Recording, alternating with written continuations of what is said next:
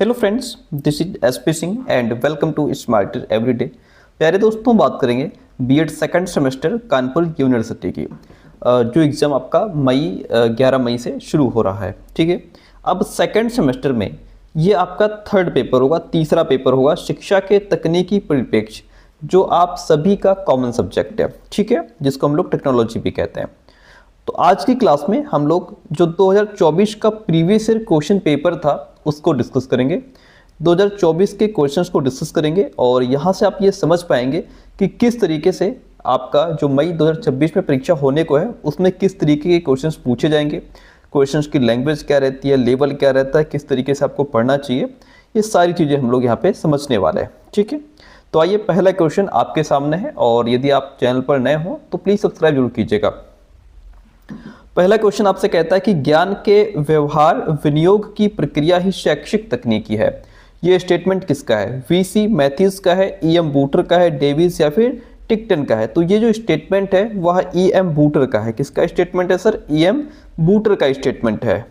Next question आपसे कहता है कि भारत में शिक्षा प्रौद्योगिकी विभाग किसके द्वारा खोला गया था?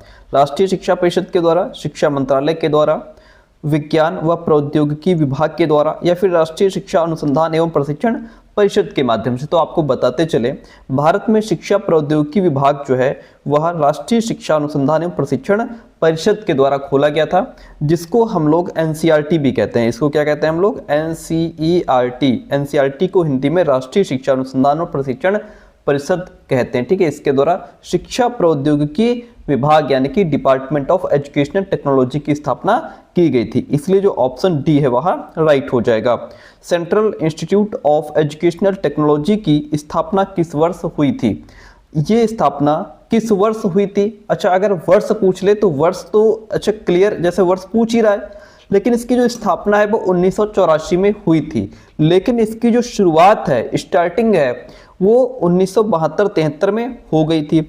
चूंकि ऑप्शन में 1984 है नहीं, तो इनका ये क्वेश्चन पूछने का मकसद यही है कि इसकी शुरुआत कब हुई थी। तो शुरुआत जो है वो 1972-73 में हुई थी। ठीक है, अच्छा, तो ये ऑप्शन हमारा हो गया राइट। लेकिन ये इसका मतलब क्या है? Central institute of educational technology, इसको कहते हैं CIET भी कहते हैं। ठीक है, आपसे क्वेश्चन में ये भी पूछ देगा कि CIET की फुल फॉर्म क्या है या इसको हिंदी में क्या कहते हैं? तो इसको हिंदी में केंद्रीय शैक्षिक प्रौद्योगिकी संस्थान कहा जाता है।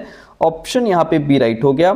4 नंबर क्वेश्चन लीजिए, शिक्षा तकनीकी केंद्र निम्न में से किसके अंतर्गत काम करता है? देखिए, जो शिक्षा तकनीकी केंद्र है वो एनसीईआरटी के अंतर्गत काम करता है सर।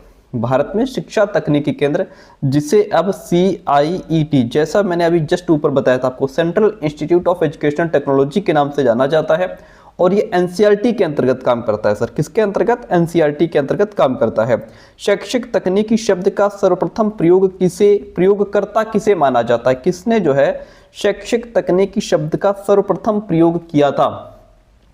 तो किसे माना जाता है? बायमर को माना जाता है। किसको? ये बायमर जोन्स को, इनका नाम है बायमर जोन्स को माना जाता है। ठीक है, शैक्षिक तकनीकी, जिसको हम क्या कहते हैं? एजुकेशनल टेक्नोलॉजी शब्द का सबसे पहले प्रयोग करने का श्रेय बायमर जोन्स को दिया जाता है। ठीक है, ऑप्शन ए यहाँ पे राइट हो जाता है। शैक्षिक तकनीकी के 3 रूपों में किसने विभाजित किया है? शैक्षिक तकनीकी को 3 रूपों में किसने विभाजित किया है? तो वो है लुम्सडेन। कौन है? लुम्सडेन। ठीक है, 3 रूप कौन कौन से बताए गए हैं आपको बताते चलिए कि 3 रूप हमारे, जैसे एक तो हो गया शैक्षिक तकनीकी प्रथम, जिसको कहते हैं, ठीक है, जिसको हम लोग कठोर शिल्प उपागम भी कहते हैं। क्या कहते हैं? कठोर शिल्प उपागम। फिर आता है शैक्षिक तकनीकी द्वितीय, जिसको कोमल शिल्प उपागम कहा जाता है ना, सॉफ्टवेयर अप्रोच। 3 नंबर पे आता है प्रणाली उपागम। 3 नंबर पे क्या आता है? प्रणाली उपागम, जिसको सिस्टम अप्रोच कहा जाता है। तो ये शैक्षिक तकनीकी के 3 रूप हैं। ठीक है, कोमल शिल्प, कठोर शिल्प उपागम, कोमल शिल्प उपागम और प्रणाली उपागम। ये जो 3 रूप हैं किसने दिए थे? लुम्सडेन ने दिए थे सर। किसने दिए थे? लुम्सडेन ने दिए थे। ठीक है, अब ये जो शैक्षिक तकनीकी प्रथम है या जो कठोर है, कठोर शिल्प उपागम है, इसमें कठोर चीज़ें आती हैं, जैसे आपका रेडियो, टेलीविज़न, फिल्म प्रोजेक्टर हो गया, कंप्यूटर हो गया, ऐसे जो भौतिक उपकरण हैं उनका उपयोग लर्निंग प्रोसेस में किया जाता है। कोमल में जैसे सॉफ्टवेयर के अंतर्गत जो चीज़ें आती हैं जिन्हें हम टच नहीं कर सकते, ठीक है। इसमें जैसे हमारी टीचिंग मेथड्स, आप इसको टच करके फील नहीं कर सकते, सिर्फ समझ सकते हैं कि हाँ ये टीचिंग मेथड है। सीखने के सिद्धांत क्या होते हैं, छू नहीं सकते। स्ट्रेटजीज क्या होती हैं, इनका प्रयोग करके जो स्टूडेंट्स हैं उनको जो भी उनका लर्निंग एक्सपीरियंस देना होता है, ठीक है। प्रणाली उपागम आता है जिससे हम सिस्टम अप्रोच कहते हैं। ये मैनेजमेंट और प्लानिंग पर बेस्ड होता है, जिसका उद्देश्य ये होता है कि जो भी हमारी एजुकेशनल या यूं कहें कि शैक्षिक व्यवस्था जो चल रही है उसको और ज़्यादा इफेक्टिव बनाना होता है। ये 3 उपागम है, दिया है लुम्सडेन ने, बात होती है क्लियर। आगे बढ़ जाइए। अरे देखो लिखा तो है फिर भी, हाँ तो यही है। लुम्सडेन द्वारा शैक्षिक तकनीकी के तीन मुख्य प्रकार बताए गए हैं, कठोर शिल्प उपागम, कोमल शिल्प उपागम और प्रणाली उपागम, ठीक है। ये कठोर चीज़ें आ जाती हैं इसमें जिसको टच फील कर सकते हैं। कोमल में जैसे टीचिंग मेथड्स वगैरह आ जाते हैं, सिद्धांत आ जाते हैं। इसमें हमारा ये मैनेजमेंट और प्लानिंग पर बेस्ड होता है। ओके, इतनी बात क्लियर है, ठीक है। शैक्षिक तकनीकी द्वितीय का दूसरा नाम क्या है? शैक्षिक तकनीकी द्वितीय मैंने जस्ट अभी आपको पीछे बताया था। शैक्षिक तकनीकी द्वितीय ये रही, ये देखो, इसको हम शैक्षिक तकनीकी द्वितीय भी कहते हैं, कोमल शिल्प उपागम भी कहते हैं।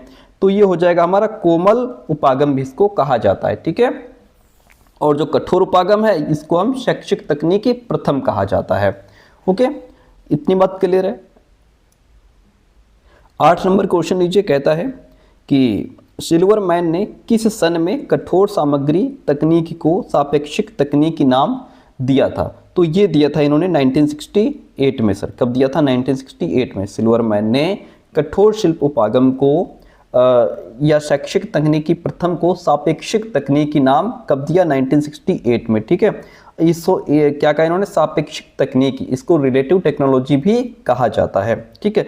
कठोर सामग्री कहो या इसको जो है शैक्षिक तकनीकी प्रथम भी कहा जाता है। 1968 यहाँ पे राइट आंसर हो जाएगा।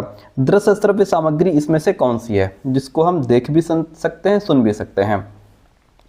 इंटरनेट है, फैक्स मशीन है, वीडियो कॉन्फ्रेंसिंग है, या फिर ये सभी हैं? अच्छा, एक बात है, दृश्य श्रव्य सामग्री, इंटरनेट के माध्यम से हम दृश्य श्रव्य सामग्री का यूज़ कर सकते हैं। ये क्या है? जो इंटरनेट है ये एक माध्यम का काम करता है।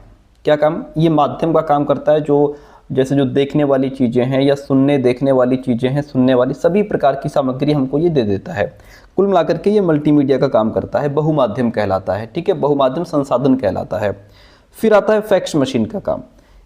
अच्छा, फैक्स मशीन में ऐसा तो है नहीं कि सामने वीडियो चल रहा है फैक्स मशीन में। फैक्स मशीन में वीडियो नहीं चलता कि हम सामने देख भी लें, सुन भी लें, ठीक है। इसमें केवल जो रिटन चीज़ें होती हैं या जो इमेजेस होती हैं बस उन्हीं को हम भेज सकते हैं, प्राप्त कर सकते हैं। ये सिर्फ कुल मिलाकर के दृश्य श्रेणी में आता है। वीडियो कॉन्फ्रेंसिंग में हम एक दूसरे को देख भी सकते हैं, उसकी बात को सुन भी सकते हैं, इसलिए हमारा ये श्रव्य दृश्य सामग्री में आता है। अब एक बात समझिए, यहाँ पे आंसर इसका क्या राइट होगा? भाई इंटरनेट है, इसके माध्यम से दृश्य श्रव्य सामग्री का हम प्रयोग कर सकते हैं। ये तो हो गया एक माध्यम, ये तो एक्चुअल में दृश्य श्रव्य सामग्री है ही, इसमें सिर्फ देखने की चीज़ें आती हैं। अब ऑप्शन जो यूनिवर्सिटी ने माना था वो माना था उपरोक्त सभी। हालांकि इसमें इंटरनेट भी सही है, वीडियो कॉन्फ्रेंसिंग भी सही है, लेकिन उसके बावजूद भी जब 2 चीज़ें सही होती हैं तो तीसरी को इसमें मिला लिया जाता है, ठीक है। तो यहाँ पे जो फैक्स मशीन है उसको इसमें इन्होंने इंक्लूड कर लिया है, ठीक है, इसलिए ऑप्शन इसका डी माना गया था, तो हम लोग भी डी मानते हैं।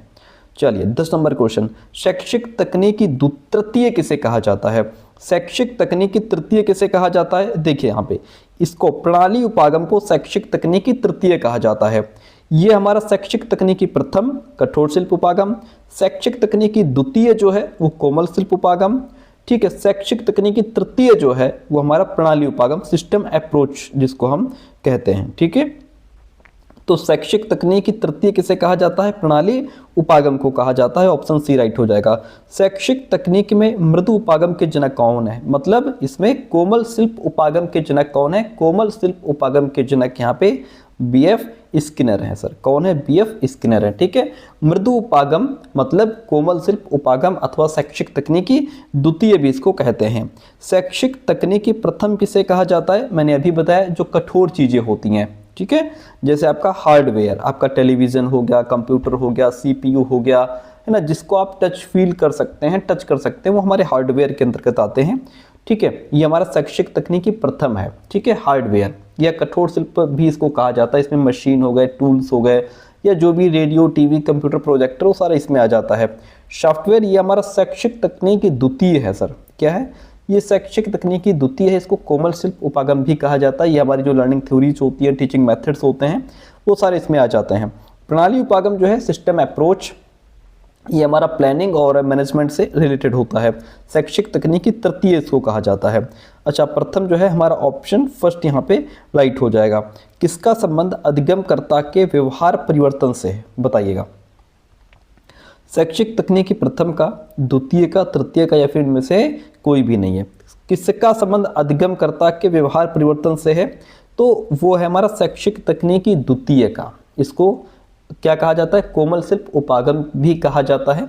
इसमें हमारी टीचिंग मेथड्स आती हैं, जो लर्निंग थ्योरीज, सिद्धांत आ जाते हैं, जिसका मुख्य लक्ष्य क्या होता है? लर्नर के बिहेवियर में चेंजेस लेकर के आना, ठीक है।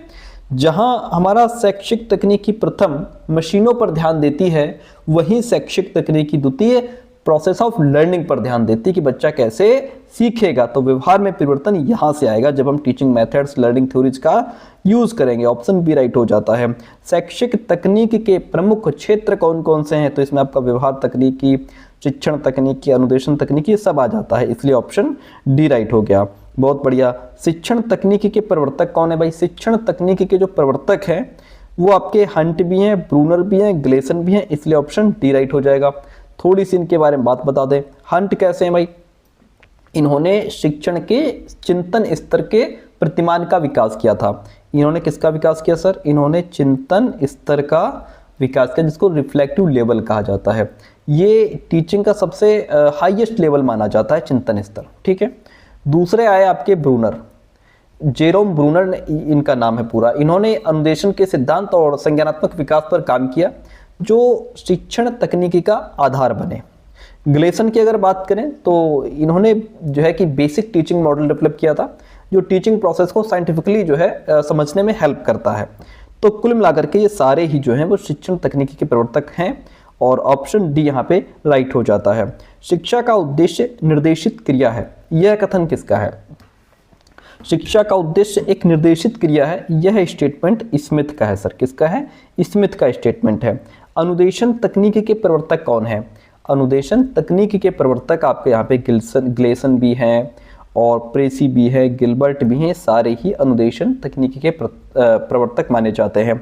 अनुदेशन तकनीक, जिसको हम इंस्ट्रक्शन टेक्नोलॉजी कहते हैं, इसके डेवलपमेंट में इन सभी महानुभावों का योगदान रहा। अगर यहाँ पे हम जैसे बात करें प्रेसी, ठीक है, इन्हें जो है टीचिंग मशीन जो है, जो शिक्षण मशीन है, उनका जन्मदाता माना जाता है। इन्होंने 1920 के दशक में सबसे पहले अनुदेशन के क्षेत्र में मशीनों का प्रयोग शुरू किया था, इसलिए इनको भी प्रवर्तक माना जाता है। रहे बात रॉबर्ट ग्लेसन की, तो इन्होंने 1962 में अनुदेशन तकनीकी शब्द का प्रयोग किया था, और इंडिविजुअलाइज्ड इंस्ट्रक्शन के क्षेत्र में भी इन्होंने काफ़ी काम किया, इसलिए ये भी सही है यहाँ पे। थॉमस एफ गिलबर्ट की बात करें तो इन्होंने मैथेटिक्स नामक अभिक्रमित अनुदेशन यानी कि प्रोग्राम्ड इंस्ट्रक्शन का डेवलपमेंट किया था, इसलिए ये तीनों ही महानुभाव जो हैं वो अनुदेशन तकनीकी के प्रवर्तक माने जाते हैं। हम ऑप्शन नंबर डी के साथ में चले जाएंगे निसंकोच होकर के। शिक्षण तकनीक में पाठ्यवस्तु को कितने सोपानों में विभाजित किया जाता है? अब देखिए कितने सोपानों में विभाजित किया जाता है, तो ये हमारे 4 सोपानों में सर। कितने? 4 जो मेन स्टेप्स होते हैं या सोपान होते हैं, उनमें डिवाइड किया जाता है। कौन कौन सी चीज़ें इसमें आती हैं? देखिए, इसमें पहली आती है प्लानिंग। पहले क्या आती है? पहले आती है प्लानिंग, ठीक है। कैसे? जिसको हम नियोजन भी कहते हैं। इसमें यानी कि शिक्षा जो हम बच्चों को पढ़ाने जा रहे हैं, जो सिखाने जा रहे हैं, उसके पीछे का उद्देश्य क्या है, ठीक है, वो तय किया जाता है कि आखिर हमारा बच्चों को पढ़ाने का, सिखाने का उद्देश्य क्या है। सबसे पहले यानी कि जो भी काम है उसका एनालिसिस किया जाता है कि आखिर किस उद्देश्य को लेकर के हम काम को शुरू कर रहे हैं। तो पहले प्लानिंग कर ली जाती है। प्लानिंग हो गई कि ऐसे ऐसे काम करना है। जब आप प्लानिंग कर लेते हो किसी भी काम की, उसके बाद फिर उसकी व्यवस्था करना शुरू करते हो कि हाँ अब हमको ये चीज़ें चाहिए, है ना। तो इसमें व्यवस्था आ जाता है कि भाई जो भी प्लान हमने किया है उसके लिए ये मटेरियल चाहिए। अब इसमें व्यवस्था में आप टीचिंग मेथड्स अपनाएंगे, यहाँ पे स्ट्रेटजीज अपनाएंगे, टीचिंग लर्निंग मटेरियल का यूज करेंगे और एक सीखने का बढ़िया माहौल तैयार करेंगे, वो सारी चीज़ें आपकी व्यवस्था में आ जाती हैं। 4 बताए थे हमने, 2 हो गए। 3 नंबर पे आ जाता है हमारा लीडिंग, LEADING, लीडिंग यानी कि मार्गदर्शन करना। इसमें जो टीचर है वो बच्चों को इंस्पायर्ड करता है, उसके साथ इंटरेक्ट करता है, जरूरत पड़ने पर उनको मार्गदर्शन देता है। ठीक है, ये यहाँ पे टीचर का काम हो जाएगा। फिर चौथा आता है कंट्रोलिंग, जिसको हम नियंत्रण भी कहते हैं। क्या कहते हैं सर? नियंत्रण। ये लास्ट स्टेप होता है जिसमें बच्चे का मूल्यांकन किया जाता है कि जिन उद्देश्यों को ध्यान में रख करके हमने टीचिंग शुरू की थी, क्या उन उद्देश्यों की प्राप्ति हो पाई कि नहीं हो पाई, जो हम सिखाना चाह रहे थे क्या बच्चों को सिखा पाए कि नहीं सिखा पाए। तो वो आपका लास्ट में इवैल्यूएशन आ जाता है, लास्ट स्टेप हमारा नियंत्रण होता है। तो कुल मिलाकर कितने सोपानों में विभाजित किया गया है? 4 सोपानों में, चारों हमने आपको बता दिए हैं। अगला क्वेश्चन आपसे कहता है कि व्यवहार की उत्पत्ति किसके द्वारा होती है? देखिए, व्यवहार की उत्पत्ति व्यवहार तकनीकी के माध्यम से, अनुकूलन के माध्यम से, परिस्थिति या फिर व्यक्तित्व भिन्नता। तो व्यवहार की उत्पत्ति जो है वह परिस्थिति के माध्यम से होती है सर। व्यवहार मुख्य रूप से हमारे आसपास जैसा इन्वायरमेंट है, जैसी परिस्थिति है, उसके हिसाब से हम व्यवहार करते हैं, है ना। जैसा इन्वायरमेंट होता है, जैसी परिस्थिति होती है, हमारे व्यवहार में अपने आप बदलाव आ जाता है। अलग अलग परिस्थितियों में व्यक्ति का व्यवहार बदल जाता है। इसलिए व्यवहार की उत्पत्ति का जो प्रमुख आधार है वो परिस्थिति, सिचुएशन, एनवायरनमेंट माना जाता है। Option C is the right one over here. आभासी कक्षा कक्ष क्या होती है? आभासी कक्षा कक्ष मतलब ये एक डिजिटल मंच होता है, एक ऑनलाइन पोर्टल होता है। ठीक है, क्या होता है सर? ऑनलाइन पोर्टल होता है जो टीचर और स्टूडेंट्स को एक सही समय में उनको लाइव पढ़ाना, सही समय में लाइव एक दूसरे के साथ कनेक्ट होते हैं, उसमें बालक और टीचर। ठीक है, एक दूसरे से बातचीत करते हैं, संवाद करते हैं और जो भी टीचिंग लर्निंग मटेरियल है उसको एक दूसरे के साथ शेयर करने की सुविधा भी इसमें होती है, चाहे टीचर और बालक कोई कहीं भी बैठा हो।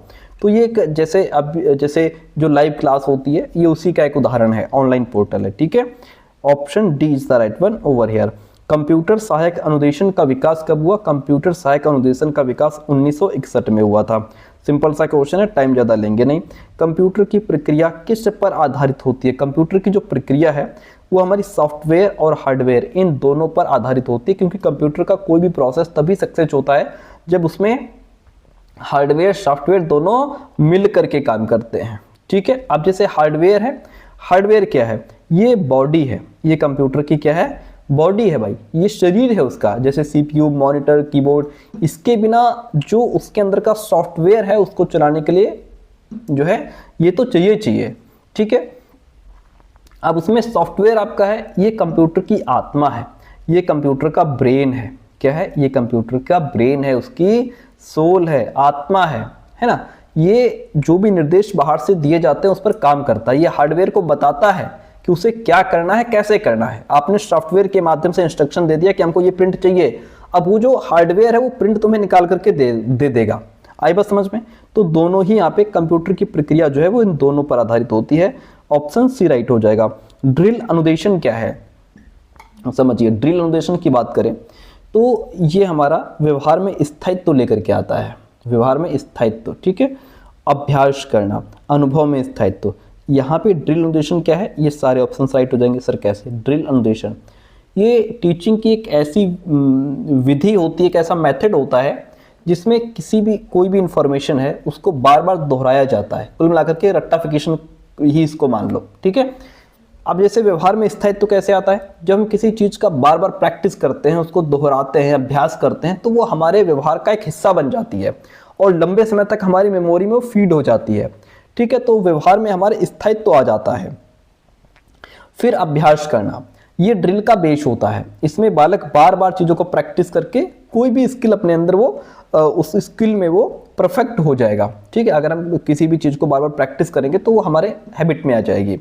अनुभव में स्थायित्व आ जाता है। जब आप बार बार प्रैक्टिस करेंगे तो उससे आपको एक क्या कहते हैं, एक्सपीरियंस मिलेगा और वो फिर आपके ब्रेन में बहुत गहराई से बैठ जाएगा। क्या हो जाएगा वो सर? परमानेंट हो जाएगा आपके अंदर, है ना। तो वही है ड्रिल अनुदेशन। ऑप्शन डी यहाँ पे राइट हो जाता है। सूचनात्मक कंप्यूटर सहायक अनुदेशन को और किस नाम से जाना जाता है? किस नाम से जाना जाता है? तो इसको हम सह अनुदेशन भी कहते हैं, पूछताछ अनुदेशन भी कहते हैं, प्रबंधन अनुदेशन भी कहते हैं। कुल मिलाकर यहाँ पे आपका जो ऑप्शन डी है वह बिल्कुल राइट हो जाएगा। अगला क्वेश्चन, ई लर्निंग का आरंभ कहाँ हुआ था भाई? ई लर्निंग का आरंभ हमारा ब्रिटेन में माना जाता है कि जो ई लर्निंग है वो ब्रिटेन में शुरू हुई थी। ऑप्शन डी राइट हो जाता है। आपको बताते चले कि हम पेड नोट्स भी प्रोवाइड कराते हैं, जिसका मतलब होता है कि आपको कुछ फीस पे करनी पड़ती है एंड कंप्लीट नोट्स आपको PDF फॉर्मेट में व्हाट्सएप पे प्रोवाइड करा दिए जाते हैं। यदि आपको नोट्स चाहिए तो हमें आप व्हाट्सएप करेंगे, ये नंबर है हमारा, उसमें आप लिखेंगे कि सर हमारे ये सब्जेक्ट्स हैं, क्योंकि सभी बच्चों के सब्जेक्ट अलग अलग होते हैं ना बीएड सेकंड सेमेस्टर में। कोई बच्चा मैथ्स से है, कोई बायो से है, कोई हिंदी SST से है, कोई कॉमर्स से है ना, कोई उर्दू से है, तो सबके सब्जेक्ट अलग अलग होते हैं। हमें आप अपने सब्जेक्ट लिख करके व्हाट्सअप करिए कि सर हमारे ये सब्जेक्ट हैं, हम आपको प्रोसेस भेज देंगे, आप फीस पे करके स्क्रीनशॉट भेजेंगे, हम यहाँ से आपको नोट्स भेज देंगे, ठीक है। ये आपका काम होता है। मैं आपको एक बार दिखा दूँ, जैसे हम लोग अभी टेक्नोलॉजी पढ़ रहे हैं तो टेक्नोलॉजी के नोट्स किस तरीके के होंगे एक बार मैं आपको दिखा देता हूँ। ये देखिए, जैसे Kanpur university CSJMU BEd second semester new syllabus based notes updated by SP से, यानी कि हमारे द्वारा अपडेटेड भी इसको किया गया है। पेपर आपका 3 सबका कॉमन सब्जेक्ट है, टेक्नोलॉजिकल परस्पेक्टिव्स ऑफ एजुकेशन, शिक्षा के तकनीकी परिप्रेक्ष्य, ये आपका सब्जेक्ट है। इसमें हम आपको सब्जेक्टिव कंटेंट भी देते हैं, हालांकि एग्जाम ऑब्जेक्टिव है, लेकिन सब्जेक्टिव इसलिए देते हैं कि ऑब्जेक्टिव की बेहतरीन तैयारी के लिए सब्जेक्टिव पढ़ना चाहिए, क्योंकि क्वेश्चन कहीं से पूछ सकता है और बहुत सरल भाषा में लिखा है। जैसे तकनीकी क्या है? तकनीकी या तकनीकी विज्ञान अंग्रेजी के टेक्नोलॉजी शब्द का पर्यायवाची है। तकनीकी का अर्थ होता है दैनिक जीवन में वैज्ञानिक ज्ञान का प्रयोग करने की विधि या तकनीक, ठीक है। बहुत सरल भाषा में चीज़ों को यहाँ पे लिखा गया है। इसको आप कम से कम समय में और बहुत बेहतर तरीके से पढ़ सकते हो। प्रश्न कौशल क्या होता है, प्रश्नों के प्रकार क्या होते हैं, ठीक है, उद्दीपन परिवर्तन कौशल क्या होता है, जहाँ जहाँ से क्वेश्चंस पूछे जाते हैं वो टॉपिक्स इसमें कवर किए गए हैं, है ना। उदाहरण या दृष्टांत कौशल क्या होता है, ठीक है, दृष्टांत कौशल के घटक क्या होते हैं, ये सारी चीज़ें इसमें इंक्लूड हैं। उसके बाद आपको मिल जाता है शॉर्ट नोट्स, जो बहुत कम समय में पढ़ सकते हो। फिर MCQs, PYQs, ये सारा मटेरियल आपको मिलता है। जैसे यहाँ पे विषय सूची हमने शुरुआत में दे रखी है। शॉर्ट नोट्स आपको इस पेज से इस पेज तक मिलेंगे, चैप्टर वाइज MCQs मिलेंगे, फिर इंपॉर्टेंट MCQs का कलेक्शन होगा। PYQ अब 2022, 23, 24, 25 ये सारे प्रीवियस ईयर क्वेश्चन पेपर्स नीचे ऐड होंगे। सबसे पहले शॉर्ट नोट्स शुरू हो जाते हैं। शॉर्ट नोट्स मतलब बहुत कम समय में चीज़ें आप क्लियर की गई हैं। जैसे यहाँ पे अभी मैंने आपको क्या बताया था कि शैक्षिक तकनीक के जो प्रकार हैं वो लुम्सडेन के द्वारा बताए गए थे। हार्डवेयर, है ना, सॉफ्टवेयर और सिस्टम अप्रोच, है ना। और आप देखिए इसमें कठोर शिल्प उपागम क्या होता है, कोमल शिल्प उपागम क्या होता है, प्रणाली उपागम क्या होता है। बहुत कम कम शब्दों में चीज़ों को यहाँ पे क्लियर किया गया है। Input, process, output, environmental context क्या होता है, बहुत अच्छी चीज़ें। शिक्षण तकनीकी 3 प्रश्नों को सम्मिलित उत्तर देती है। क्या पढ़ाया जाए, कैसे पढ़ाया जाए और क्यों पढ़ाया जाए, है ना। जैसे डेविड और रॉबर्ट ग्लेसर के द्वारा शिक्षण तकनीक के 4 तत्व बताए गए हैं। पहला है टीचिंग, पहला है शिक्षण का नियोजन, शिक्षण का संगठन, शिक्षण का अग्रसारण और फिर शिक्षण का नियंत्रण। सामने उसकी इंग्लिश भी लिखी है। अनुदेशन तकनीक क्या होती है, जहाँ से कितने सारे क्वेश्चन पूछे जाते हैं। ये शॉर्ट नोट्स हो जाएंगे, ठीक है। जब नीचे बढ़ेंगे हम लोग तो हमको ये ऑब्जेक्टिव क्वेश्चंस मिल जाएंगे, जिसमें chapter wise objective plus important MCQs का कलेक्शन है। और जब और नीचे बढ़ेंगे फिर 2022 का क्वेश्चन पेपर। अब इसके बाद देखिए प्रीवियस ईयर क्वेश्चन पेपर, अब 2023 का क्वेश्चन पेपर यहाँ पे लगा हुआ है। इसके बाद 2024 का क्वेश्चन पेपर मिलेगा। देखिए यहाँ से प्रीवियस ईयर क्वेश्चन पेपर, अब जुलाई 2024 का क्वेश्चन पेपर आपको मिल गया यहाँ से। उसके बाद देखिए प्रीवियस ईयर क्वेश्चन पेपर, अब 2025 का क्वेश्चन पेपर यहाँ से लगा हुआ है, जो हम लोग पहले ही कवर कर चुके हैं। और सबसे बड़ी बात, जो मार्केट में आपका क्वेश्चन बैंक आया है CSJMU विश्वविद्यालय का, कानपुर यूनिवर्सिटी का, जो ये इजी नोट्स आया है ना, इसकी भी कंप्लीट PDF हम आपको प्रोवाइड कराते हैं। ये देखिए लेटेस्ट वाला क्वेश्चन बैंक हमारे पास आ गया है 2026 का। इसकी भी कंप्लीट PDF हम आपको भेज देते हैं, ताकि आपको पढ़ने में कोई दिक्कत ना हो। जो आंसर राइट है उसको टिक करने के बाद आप तक इसकी भी PDF आपको प्रोवाइड करा दी जाती है, ठीक है। तो इतना सारा मटेरियल आपको एक जगह मिलने वाला है। लेने में देरी ना करें, फटाफट हमें अपने सब्जेक्ट्स भेजिए और हम आपको प्रोसेस भेजते हैं। नोट्स लेकर के अपनी पढ़ाई शुरू कर दीजिए। वेबिनार क्या है? ई लर्निंग है, कॉन्फ्रेंसिंग है, वर्कशॉप है या फिर ऑनलाइन पोर्टल है? तो वेबिनार की अगर हम बात करें तो ये एक ऑनलाइन पोर्टल है। क्या है? वेबिनार एक ऑनलाइन पोर्टल है। आधुनिक युग की महत्वपूर्ण देन क्या है, बताइए भाई। आधुनिक युग की महत्वपूर्ण देन जो है वो कंप्यूटर माना जाता है। क्या माना जाता है सर? कंप्यूटर माना जाता है। स्मार्ट क्लास की संरचना में शामिल नहीं है। कौन सी चीज़ स्मार्ट क्लास की संरचना में शामिल नहीं? देखिए स्मार्ट क्लास है, स्मार्ट बोर्ड तो होगा ही होगा, लैपटॉप भी होगा, डिजिटल प्रोजेक्टर भी होगा, लेकिन यहाँ पे स्मार्ट क्लास है तो टेलीविज़न जो है थोड़ा पुराना हो गया है ना, तो ये स्मार्ट क्लास की संरचना में नहीं आता है। Option B is the right one over here. शिक्षा एक द्विध्रुवीय प्रक्रिया है, ये किसने कहा? शिक्षा एक द्विध्रुवीय प्रक्रिया है, ये जॉन एडम्स ने कहा। इन्होंने कहा कि जो शिक्षा है वो एक बाईपोलर प्रोसेस है, बाईपोलर प्रोसेस है जिसमें सिर्फ दो पोल होते हैं, एक शिक्षक दूसरा शिक्षार्थी, ठीक है। वहीं पर जो जॉन डेवी हैं इन्होंने कहा कि देखो भैया एडम्स ऐसा है, शिक्षा द्विध्रुवीय नहीं है, शिक्षा त्रिध्रुवीय प्रक्रिया है। इन्होंने शिक्षा को ट्राइपोलर प्रोसेस कहा है। क्या कहा है? इन्होंने कहा शिक्षा ट्राइपोलर प्रोसेस है जिसमें शिक्षक भी होता है, छात्र भी होते हैं, तीसरा पाठ्यक्रम भी होता है, तीन चीज़ें शामिल होती हैं। तो ये जॉन डेवी कहते हैं कि शिक्षा त्रिध्रुवीय प्रक्रिया है, जॉन एडम्स कहते हैं कि शिक्षा द्विध्रुवीय प्रक्रिया है। दोनों को ध्यान रखिएगा, द्विध्रुवीय पूछ रहा है तो हम ऑप्शन नंबर बी के साथ में चले जाएंगे। शिक्षण की प्रक्रियाओं के अनुभव एवं क्रियाओं से क्या होता है? शिक्षण की प्रक्रियाओं के अनुभव एवं क्रियाओं से क्या होता है? अधिगम होता है। क्या होता है सर? अधिगम होता है। छात्रों को अपने भावों एवं विचारों को व्यवस्थित ढंग से अभिव्यक्त करना किस प्रविधि में आता है? प्रश्नोत्तर, वाद विवाद, पाठ्यपुस्तक या फिर प्रयोगशाला? तो ये आता है प्रश्नोत्तर प्रविधि में। जब क्वेश्चनिंग हो रही होती है, एक दूसरे से क्वेश्चंस पूछे जा रहे होते हैं, तो बालक यहाँ पे अपने भाव, अपने विचारों को बहुत ही वेल ऑर्गेनाइज्ड तरीके से प्रकट करता है, रखता है सामने। किंडरगार्टन पद्धति के जन्मदाता कौन है? आप सभी को पता होगा, फ्रोबेल जो है ये किंडरगार्टन पद्धति के जन्मदाता माने जाते हैं। योजना पद्धति का प्रतिपादन किसने किया था? जो प्रोजेक्ट पद्धति है इसका प्रतिपादन किसने किया था भाई? ये हैं किलपैट्रिक, जिन्होंने योजना पद्धति का प्रतिपादन किया था। Option B is the right one over here. विद्यालय को उद्यान की संज्ञा किसने दी है? विद्यालय को उद्यान की संज्ञा देने वाले फ्रोबेल हैं, ठीक है। इन्होंने क्या कहा कि जो विद्यालय है वो एक गार्डन है। विद्यालय को क्या कहा कि विद्यालय एक गार्डन है जहां बच्चों के डेवलपमेंट के लिए एक उनके अनुकूल वातावरण तैयार किया जाता है।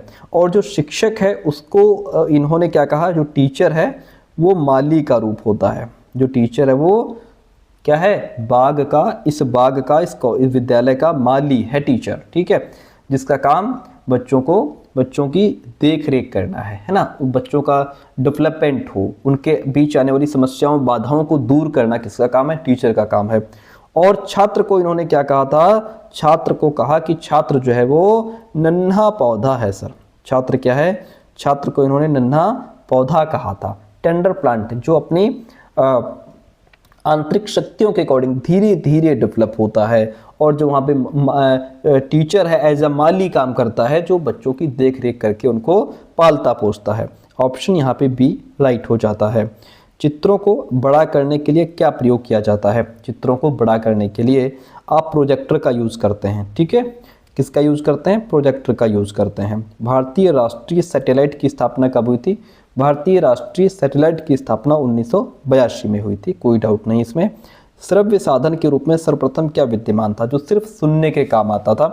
तो सबसे पहले यहाँ पे आकाशवाणी जो है वो श्रव्य साधन के रूप में सर्वप्रथम विद्यमान माना जाता था, ठीक है। हालांकि कई जगह आंसर्स का रेडियो भी है, लेकिन जो आंसर शीट थी उसमें आकाशवाणी को ही सही माना गया था। ओके, तो ऑप्शन डी राइट हो जाएगा। हालांकि रेडियो भी है लेकिन आकाशवाणी बेस्ट ऑप्शन है, ठीक है। आईसीटी में आई का मतलब क्या होता है भाई? आईसीटी का पूरा नाम ही होता है इंफॉर्मेशन कम्युनिकेशन टेक्नोलॉजी। तो आई का मतलब होता है यहाँ पे इंफॉर्मेशन। क्या होता है सर? आई का मतलब होता है इंफॉर्मेशन, ठीक है। और हिंदी में इसको क्या कहते हैं? हिंदी में कहते हैं सूचना एवं संचार तकनीकी कहा जाता है, ठीक है। अब इसमें इंफॉर्मेशन जो है इसका मतलब होता है कोई भी जानकारी है जिसे हम प्राप्त करते हैं, स्टोर करते हैं या फिर उसको प्रोसेस करते हैं, ठीक है। फिर होता है इसमें सेकंड ऑप्शन कम्युनिकेशन का। इसका मतलब है जो भी इंफॉर्मेशन आई उसको एक स्थान से दूसरे स्थान तक पहुंचाना, जैसे इंटरनेट के माध्यम से, फ़ोन के माध्यम से, ईमेल के माध्यम से। फिर उसमें आती है टेक्नोलॉजी, यानी कि जो भी उपकरण हैं या जो मशीन है जैसे कंप्यूटर हो गया है ना, उनका उपयोग इस जो है इंफॉर्मेशन और कम्युनिकेशन के लिए किया जा सकता है। ऑप्शन बेस्ट जो है वो आपका इंफॉर्मेशन हो जाएगा। श्यामपट्ट का आविष्कार किसने किया था? श्यामपट्ट का जो आविष्कार है वह जेम्स विलियम ने किया था सर। किसने किया था? जेम्स विलियम ने किया था। WWF का मतलब क्या है? WWF का मतलब हमें इंग्लिश में तो पता है वर्ल्ड वाइड वेब होता है। हिंदी में क्या होता है भाई? हिंदी में होता है विश्वव्यापी सूचना तंत्र का जाल, ठीक है। क्या कहते हैं इसको? World wide web. विश्वव्यापी सूचना तंत्र का जाल कहते हैं इसको। कंप्यूटर नेटवर्क के प्रकार हैं, लैन, मैन, वैन, ये सभी क्या हैं, कंप्यूटर नेटवर्क के प्रकार हैं। ठीक है, अब इसको थोड़ा अलग अलग समझ लो। लैन का पूरा नाम है लोकल एरिया नेटवर्क। सर क्या है, लोकल एरिया नेटवर्क इसका पूरा नाम होता है। ठीक है, ये जो लैन है करता क्या है, ये एक छोटे क्षेत्र कह दें, या जैसे एक घर हो गया बड़ा, या कोई ऑफिस हो गया, या कोई स्कूल की बिल्डिंग, क्या एक पूरा स्कूल हो गया, उसके अंदर जितने कंप्यूटर लगे होते हैं, जितना सिस्टम लगा होता है कंप्यूटर का, ये उन सभी को जोड़ने का काम करता है। ठीक है, इसके बाद फिर जैसे मैन हो गया, ये थोड़ा और ऊपर आ जाओ, अब ये पूरे शहर के अंदर नेटवर्क को कवर करता है। ठीक है, फिर हो गया वाइड एरिया नेटवर्क, ये फिर बड़े लेवल पे विश्व स्तर पर आ जाता है। यहाँ पे ये बहुत बड़े भौगोलिक क्षेत्र जैसे एक देश, महाद्वीप या पूरी दुनिया को कनेक्ट करता है। इंटरनेट दुनिया का सबसे बड़ा वैन ही होता है। ठीक है, ये आपका कॉलेज, घर या छोटा इंस्टीट्यूशन हो गया, ये आपका पूरा जैसे शहर को जोड़ता है और ये पूरे देश को जोड़ता है। कुल मिलाकर यहाँ पे option D is the right one over here. इतनी बात कर ले रहे, बहुत बढ़िया। अगला क्वेश्चन लीजिए, कहता है कि किसी भी शिक्षण प्रतिमान का आधारभूत तत्व कौन सा नहीं है। इसमें देखिए, किसी भी शिक्षण प्रतिमान का आधारभूत तत्व कौन सा नहीं है, संरचना। हाँ देखिए, किसी भी शिक्षण प्रतिमान के मुख्य रूप से 4 आधारभूत तत्व या एलिमेंट्स बताए गए हैं। इनमें आपका संरचना आ जाता है। ठीक है, इसमें क्या होता है संरचना में, इसमें जो भी शिक्षण की क्रियाएं हैं उनका एक सीक्वेंस होता है कि शिक्षण कार्य किस किस चरण में पूरा होगा, कैसे पूरा होगा। सामाजिक प्रणाली इसमें आ जाती, सोशल सिस्टम, ये टीचर और बालक के बीच जो भी रिलेशन है, जो भी इंटरेक्शन होगा, ये उसको कवर करता है। सहायक प्रणाली आ जाती, सपोर्ट सिस्टम, इसमें वो सारे साधन या जो मटेरियल आ जाता है जो उस टीचिंग को परफेक्ट बनाएगा। ठीक है, लेकिन इसमें व्यवस्था कहीं भी इंक्लूड नहीं है, शामिल नहीं है। ठीक है, तो इस तरीके से। अच्छा, कुछ जगह शिक्षण प्रतिमान के 5 तत्व माने गए हैं और कुछ जगह 4 तत्व माने गए हैं। ठीक है, तो यहाँ पे ऑप्शन 20 में इंक्लूड नहीं है। अगला क्वेश्चन कहता है कि विकासात्मक प्रतिमान की स्थापना किसने की थी। देखिए, विकासात्मक प्रतिमान की स्थापना, हालांकि ऑप्शन जाना चाहिए जीन पियाजे के साथ में, लेकिन जो आंसर शीट थी, जो आंसर की थी यूनिवर्सिटी की तरफ से, उसमें माना गया था कि इनमें से कोई नहीं जो ऑप्शन है वो राइट है। क्यों माना होगा उन्होंने, उनके इसके पीछे का क्या तर्क रहा होगा उनका। देखिए, जैसे यह है विकासात्मक प्रतिमान, इसको कहा जाता है, किताब जो बुक्स हैं उनमें यही लिखा है कि विकासात्मक प्रतिमान डेवलपमेंटल मॉडल ऑफ जीन पियाजे, Irving, Sigel and Edmund Sullivan. ठीक है, मतलब कि जो विकासात्मक प्रतिमान है उसको इन सब ने दिया है, जीन पियाजे ने, इरविंग सिगल ने और एडमंड सुलीवन ने। ठीक है, चूंकि यहाँ पे अकेले जीन पियाजे लिखे हैं तो हो सकता है कि इन्होंने अकेले को ना माना हो, इसीलिए option D answer right they दिया हो। तो अब ये भी आप भी ध्यान रखिएगा कि अगर ये क्वेश्चन पूछ लेता है तो आप भी यही करेंगे कि इनमें से कोई नहीं। ठीक है, क्योंकि यूनिवर्सिटी ने यही माना था कि ये आंसर इसका राइट है, जबकि बुक्स में अगर आप पढ़ेंगे तो उसमें यही लिखा है कि डेवलपमेंटल मॉडल ऑफ जीन पियाजे, Irving, Sigel and Edmund Sullivan. ठीक है, इसलिए हालांकि ऑप्शन ये राइट होना चाहिए था, क्योंकि भाई नाम तो है यहाँ पे, है ना, लेकिन नहीं माना, उन्होंने माना है कि ऑप्शन डी राइट होगा। आगे बढ़िए। तो ऐसे कुछ क्वेश्चंस आपको भटकाने के लिए, कंफ्यूज करने के लिए, परेशान करने के लिए ऐसे क्वेश्चन 2, 4, 6 क्वेश्चन जरूर डाले जाते हैं। ठीक है, तो अब आप जो है इसमें थोड़ा कंसंट्रेट रहिएगा। कोई अगर ऐसा क्वेश्चन मिलता है जो बहुत डाउटफुल है तो उसको छोड़ दीजिए, क्योंकि आपको 100 क्वेश्चंस मिलते हैं, उसमें से सिर्फ 75 आपको अटेम्प्ट करने होते हैं, तो 25 क्वेश्चन वैसे ही छोड़ने हैं आपको। ग्लेसर द्वारा प्रतिपादित प्रतिमान कौन सा है। ग्लेसर द्वारा जो प्रतिपादित प्रतिमान है वह आपका आधारभूत शिक्षण प्रतिमान हो जाएगा। क्या हो जाएगा, आधारभूत शिक्षण प्रतिमान ग्लेसर द्वारा प्रतिपादित प्रतिमान है। कंप्यूटर आधारित शिक्षण प्रतिमान का विकास किस सन में किया गया था। कंप्यूटर आधारित शिक्षण प्रतिमान का विकास 1965 में किया गया था।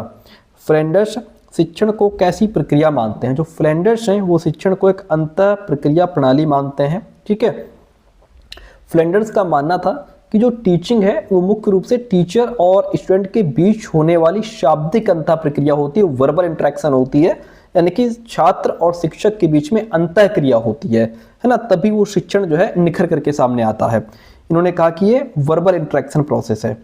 ठीक है, सामूहिक अन्वेषण प्रतिमान में किसको प्राथमिकता दी गई है?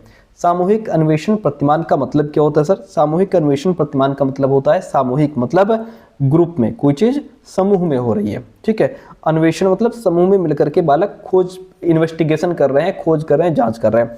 जब छात्र मिलकर के ग्रुप में किसी भी टॉपिक, कोई सब्जेक्ट या किसी प्रॉब्लम का निष्कर्ष निकालते हैं, उस पर चर्चा करते हैं, इन्वेस्टिगेशन करते हैं, उसका समाधान निकालते हैं, तो उसे सामूहिक अन्वेषण प्रतिमान कहा जाता है। ठीक है, चूंकि इसमें बालक सब मिलकर के काम करते हैं तो इसे समाजीकरण प्रक्रिया माना जाता है। क्या है ये? किसको प्राथमिकता दी गई है? समाजीकरण को प्राथमिकता दी गई है, क्योंकि इस मॉडल का असली लक्ष्य छात्र को यह सिखाना है कि समूह के साथ मिलकर कैसे रहना है ना, कैसे नियमों का पालन करना है, और जो भी समाज से रिलेटेड जो भी प्रॉब्लम्स है उनको कैसे सुलझाना है। यहाँ बच्चा एक दूसरे के साथ रह करके सोशलाइजेशन सीखता है, समाजीकरण सीखता है, समाज के आचार विचार नियम ये सारी चीज़ें सीखता है, इसलिए इसमें समाजीकरण को प्राथमिकता ज़्यादा दी गई है। ब्रूनर ने किस प्रतिमान का विकास किया था? ब्रूनर ने जो है प्रत्यय निर्माण प्रतिमान का विकास किया था। ठीक है, आपको बता दें कि जो प्रत्यय निर्माण है ये प्रतिमान छात्रों को एग्जाम्पल्स और नॉन एग्जाम्पल्स के माध्यम से किसी भी कॉन्सेप्ट को गहराई से समझने में हेल्प करता है। ऑप्शन बी राइट हो जाएगा। अग्रिम व्यवस्थित प्रतिमान का प्रयोग सर्वाधिक किसमें सहायता देता है? अमूर्त पाठ्य वस्तु के शिक्षण में, भौतिक पाठ्य के अधिगम में, व्यवहार को समझने में, या फिर सामाजिक प्रणाली के विकास में? किसमें देता है? तो ये अमूर्त पाठ्य वस्तु के शिक्षण में, जो अग्रिम व्यवस्थित प्रतिमान है इसका प्रयोग अमूर्त पाठ्य वस्तु के शिक्षण में किया जाता है। ऑप्शन यहाँ पे ए राइट हो जाएगा। शिक्षण प्रतिमान किसका निर्माण करते हैं? व्यवहार का, शैक्षिक वातावरण का, विषय वस्तु का, या फिर सामाजिक प्रणाली का? आपको बताते चलें, शिक्षण प्रतिमान जो है ये शैक्षिक वातावरण का निर्माण करते हैं। ठीक है, शिक्षण प्रतिमान द्वारा शिक्षक को क्या पढ़ाना है, किस कक्षा में कौन सी सामग्री मटेरियल का यूज करना है, चैप्टर को किस मेथड से डेवलप करना है, कैसे बच्चों के सामने प्रेजेंट करना है, बच्चों ने सीखा कैसे सीखा, उसका कैसे मूल्यांकन करना है, ये सारी चीज़ें मिलकर के शिक्षण प्रतिमान बनाती हैं। और शिक्षण प्रतिमान जो है वो शैक्षिक वातावरण का निर्माण करता है, एक सही एटमॉस्फेयर डेवलप करता है। ठीक है, शिक्षण प्रतिमान उचित शिक्षण अधिगम वातावरण का निर्माण करते हैं। ठीक है, जिससे कि अधिगम के जो भी उद्देश्य हैं उनको प्राप्त किया जाए और टीचिंग को और इफेक्टिव बनाया जाए। ठीक है, इतनी बात क्लियर है? बहुत बढ़िया, ऑप्शन बी राइट हो जाता है। शिक्षण प्रतिमान शिक्षण के सिद्धांत के लिए किसका निर्माण करते हैं? तो ये जो है उद्देश्य, परिकल्पना, संरचना या मूल्यांकन, क्या होगा इसमें से राइट आंसर? तो आपको बता दें कि इसका राइट आंसर हो जाएगा संरचना। शिक्षण प्रतिमान शिक्षण के सिद्धांत के लिए संरचना का निर्माण करते हैं। शिक्षण प्रतिमानों के द्वारा किसकी प्राप्ति की जाती है? शिक्षण प्रतिमानों के द्वारा विशिष्ट उद्देश्यों और व्यवहारगत परिवर्तनों की प्राप्ति की जाती है, इसलिए ऑप्शन यहाँ पे सी राइट हो जाएगा। दोनों ही ऑप्शन हमारे राइट हैं यहाँ पे। ठीक है, अभिक्रमित अनुदेशन किसने दिया था? बताइए, अभिक्रमित अनुदेशन किसने दिया था? ये आपके स्किनर ने दिया था। अभिक्रमित अनुदेशन स्किनर ने दिया था। ठीक है, अभिक्रमित अनुदेशन का प्रयोग सर्वश्रेष्ठ किस पक्ष के विकास के लिए किया जाता है? ज्ञानात्मक, भावात्मक, क्रियात्मक, या फिर इनमें से कोई नहीं? तो अभिक्रमित अनुदेशन का प्रयोग जो है वो सर्वश्रेष्ठ ज्ञानात्मक पक्ष के डेवलपमेंट के लिए किया जाता है। अब जो अभिक्रमित अनुदेशन है जिसको हम प्रोग्राम्ड इंस्ट्रक्शन कहते हैं, इसका प्रयोग सर्वश्रेष्ठ रूप से ज्ञानात्मक पक्ष के विकास के लिए किया जा सकता है या किया जाता है। ऑप्शन ए राइट हो जाता है। स्किनर ने अभिक्रमित अनुदेशन की व्यवस्था के कितने मौलिक सिद्धांत दिए हैं? तो इन्होंने दिए हैं 5 सिद्धांत। कितने सिद्धांत दिए हैं? 5। अभिक्रमित अनुदेशन का प्रयोग सभी विषयों के अधिगम में नहीं किया जा सकता। क्या ये बात सत्य है या असत्य है? बताइए, क्या हो जाएगा इसका राइट आंसर? आपको बता दें कि ये बात गलत है, ये असत्य है। ठीक है, ऐसा नहीं कि अभिक्रमित अनुदेशन का प्रयोग सभी विषयों के अधिगम में नहीं किया जा सकता, ये बात गलत है। अभिक्रमित अनुदेशन जिसको हम प्रोग्राम्ड इंस्ट्रक्शन कहते हैं, इसका उपयोग लगभग सभी विषयों के अधिगम में किया जा सकता है, इसलिए ये कहना कि इसका उपयोग सभी विषयों में नहीं किया जा सकता गलत है सर, असत्य है, झूठ है। पुनर्बलन होता है, पुनर्बलन धनात्मक भी होता है, ऋणात्मक भी होता है। ठीक है, बच्चा अच्छा काम कर रहा है, आप शाबाशी दे रहे हो, नहीं हो कर रहा है अच्छा काम, आप उसको डांट रहे हो। ठीक है, तो धनात्मक भी होता है, ऋणात्मक भी होता है। ऑप्शन यहाँ पे सी राइट हो जाएगा। अभिक्रमित अनुदेशन को कितने भागों में बांटा गया है? अभिक्रमित अनुदेशन को 3 भागों में बांटा गया है। कितने? 3 भागों में बांटा गया है। पहला है रेखीय अथवा बाह्य अभिक्रमित अनुदेशन, दूसरा है शाखीय अभिक्रमित अनुदेशन, तीसरा है मैथेटिक्स अभिक्रमित अनुदेशन। ये अभिक्रमित अनुदेशन के 3 प्रकार हैं सर। कितने हैं? 3 हैं। ठीक है। अब देखिए, ये जो हमारा रेखीय अभिक्रमित अनुदेशन है, इसका विकास बीएफ स्किनर ने किया था 1954 में, और जो शाखीय अभिक्रमित अनुदेशन है, इसका विकास नॉर्मन ए क्राउडर ने किया था 1960 में, और ये जो हमारा मैथेटिक्स अभिक्रमित अनुदेशन है, इसका विकास किया था थॉमस एफ गिलबर्ट ने 1962 में। ये भी ध्यान रखिएगा आप। ठीक है। हालांकि ऑप्शन बी राइट हो जाता है। क्वेश्चन कहता है कि आभासी पाठ्यक्रम कैसा है? सामान्य है, लचीला है, जटिल है, इनमें से कोई नहीं। तो आभासी पाठ्यक्रम हमारा लचीला होता है, क्योंकि अच्छा आभासी, अभी आभासी कक्ष के बारे में आपको मैंने बताया था, जिसका मतलब ये होता है कि आपको किसी स्कूल में, कॉलेज में जाकर के बैठना नहीं है। आप बस अपना लैपटॉप खोलो, कंप्यूटर खोलो या मोबाइल खोलो, आपकी कक्षा वही बन जाता है। ठीक है। अब उसमें क्या है कि आपका टीचर कहीं बैठा हो दुनिया किसी कोने में, आप कहीं बैठे हो, अपनी पढ़ाई तुरंत वहीं से शुरू हो जाती है। ठीक है। इंटरनेट के माध्यम से एक दूसरे के सामने आभासी रूप से चीज़ें मौजूद हो जाती हैं। अब ये जो पाठ्यक्रम है लचीला हो जाता है। लचीला इसलिए होता है कि अब इसमें जो भी चीज़ें अपडेट हो रही हैं तुरंत इसमें इंक्लूड कर दी जाती हैं। आप अपने स्तर से इसको पढ़ सकते हो। ठीक है। धीमे पढ़ सकते हो, तेज पढ़ सकते हो, जैसे आपकी इच्छा वैसे पढ़ लो इसको। इसलिए इसको पाठ्यक्रम को लचीला माना गया है। ठीक है। पहला मुक्त विश्वविद्यालय कब अस्तित्व में आया था? पहला जो मुक्त विश्वविद्यालय है वो आपका 1965 में अस्तित्व में आया था। आभासी कक्षा कक्ष से अभिप्राय ऐसे कक्षा कक्ष से है जिसमें प्रयोग होता है। इंटरनेट चाहिए, ईमेल चाहिए, ऑनलाइन चैटिंग भी चाहिए, यानी कि जो ऑनलाइन क्लासेस चलती हैं बस वही मान लो। आपका इंटरनेट भी चाहिए, ईमेल के माध्यम से आपने डाउट्स क्लियर करवा रहे हो, ऑनलाइन चैटिंग चल रही है ना, बातचीत हो रही है, तो ये सारी चीज़ें इसमें इंक्लूड हो जाती हैं। भारत में पहला रेडियो स्टेशन कब शुरू हुआ था? भारत में पहला रेडियो स्टेशन 1927 में शुरू हुआ था। अंतर्वैयक्तिक संचार का प्राथमिक कार्य क्या है? अंतर्वैयक्तिक संचार का प्राथमिक कार्य है आपका संबंध निर्माण। ठीक है। जिसको हम रिलेशनशिप बिल्डिंग कहते हैं। अंतर्वैयक्तिक संचार मतलब ये वो प्रोसेस है जिसमें 2 या 2 से अधिक व्यक्ति अपने विचार, अपनी भावनाएं, अपनी सूचनाओं का आदान प्रदान करते हैं, और क्या करते हैं, उनके बीच संबंध निर्माण होता है। जब वो एक दूसरे के साथ भावनाओं का आदान प्रदान करते हैं, विचारों का आदान प्रदान करते हैं, तो उनके बीच एक रिलेशनशिप बिल्ड होती है, इसीलिए इसको संबंध निर्माण कहा गया है। दीक्षा ऐप पर किस प्रकार की शिक्षण सामग्री उपलब्ध है? दीक्षा ऐप पर आपकी पाठ्य सामग्री, क्वेश्चन बैंक, ऑडियो, वीडियो, ये सारी चीज़ें उपलब्ध हैं, इसलिए ऑप्शन डी राइट हो जाएगा। क्वेश्चन कहता है पीएम ई विद्या चलाया जाता है। तो पीएम ई विद्या जो है ये स्वयं प्रभा द्वारा चलाया जाता है। ओके। पीएम ई विद्या, इसका सबसे महत्वपूर्ण हिस्सा क्या है? वन क्लास या वन चैनल कार्यक्रम है ये। इसके तहत 1 से 12 तक के लिए 12 मतलब अब बढ़ा करके इसको 200 DTH टीवी चैनल चलाए जाते हैं इसमें।